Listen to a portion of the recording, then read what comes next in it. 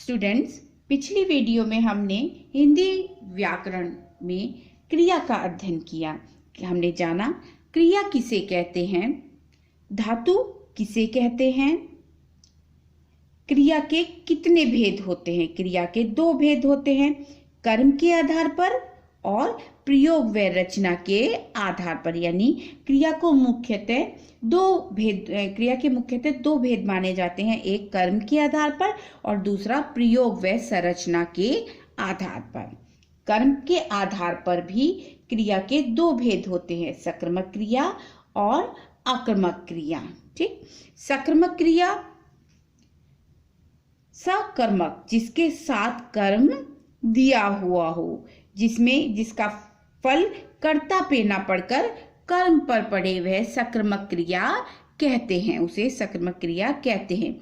आक्रामक क्रिया, जिन क्रियाओं के कार्य का फल कर्ता पर पड़ता है, अर्थात जिन क्रियाओं में कर्म नहीं होता, वह आक्रामक क्रिया कहलाती हैं। ये हमने जाना कर्म के आधार पर क्रिया के भेद। अब हम जानेंगे वाक्य या संरचना के आधार पर क्रिया के भेद। ठीक, कर्म के आधार पर क्रिया के दो भेद होते हैं, आक्रामक क्रिया और सक्रामक क्रिया। और प्रयोग व संरचना के आधार पर क्रिया के चार भेद होते हैं, संयुक्त क्रिया, नाम धातु क्रिया, प्रेरणार्थक क्रिया और पूर्वकालिक क्रिया।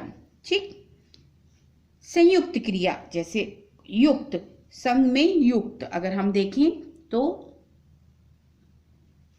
शब्द से स्पष्ट होता है संयुक्त, यानी जहां एक क्रिया ना होकर दो या दो से अधिक क्रियाएं मिलकर जब किसी एक पूर्ण क्रिया का बोध कराती हैं, यानी दो क्रियाएं मिलकर एक क्रिया का बोध कराती हैं, तो वह संयुक्त क्रिया कहलाती हैं। जैसे उदाहरण से आपको यह स्पष्ट होगा, वह उठ गया।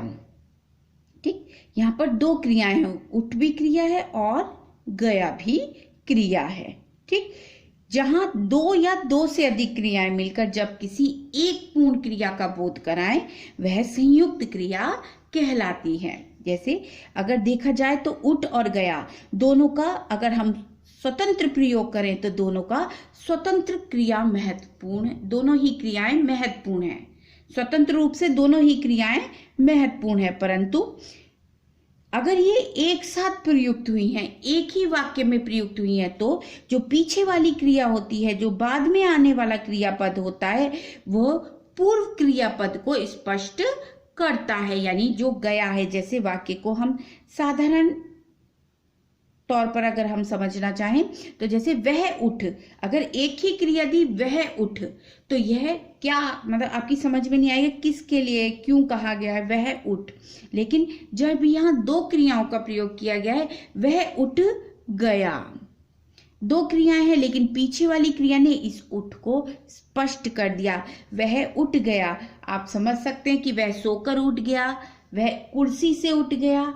आप इसके अर्थ को स्पष्ट कर सकते हैं, यानी जो पहली बाद वाली क्रियापद है वह पहले वाले क्रियापद को स्पष्ट करता है।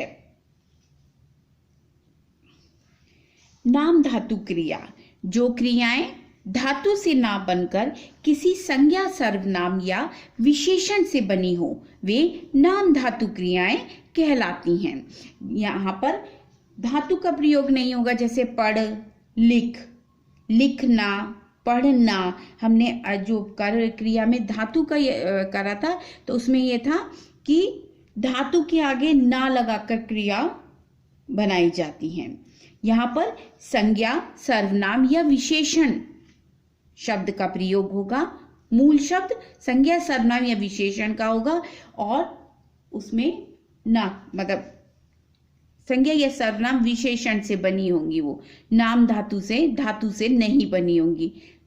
जो संज्ञा, सर्वनाम, विशेषण से बने होंगे वे नाम धातु कहलाएंगे। और जो मूल धातु से बने होंगे, जैसे हाथ से हथियाना, लालच से ललचाना, अपना, अपना सर्वनाम है, अपना से अपनाना, बात से बतियाना।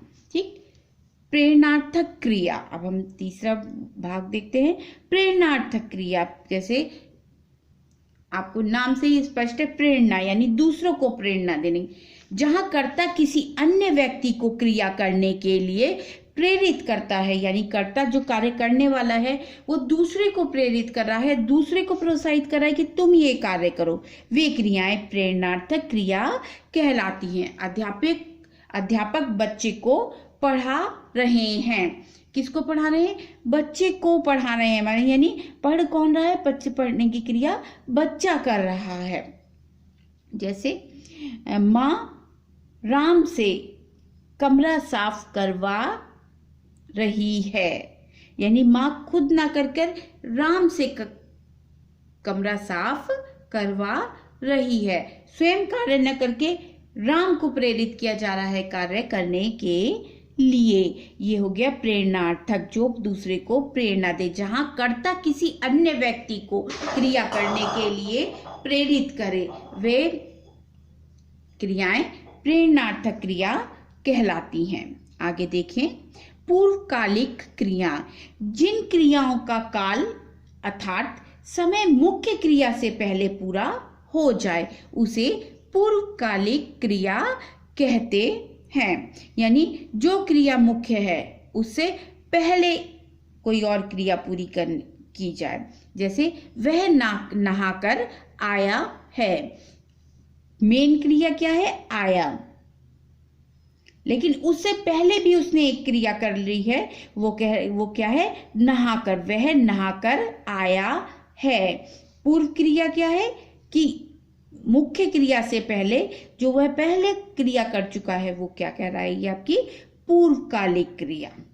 ठीक। परीक्षा से पहले पढ़कर आना।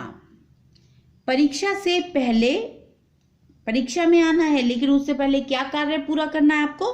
पढ़कर आना। ये कहलाती है पूर्वकालिक क्रिया, जो आप पहले से करते हैं। समय मुख्य क्रिया से, मतलब वो समय आपको पता चले जो मुख्य क्रिया से पहले पूरा हो चुका हो। जिस क्रिया का समय मुख्य क्रिया से पहले पूरा हो चुका हो उसे पूर्वकालिक क्रिया कहते हैं।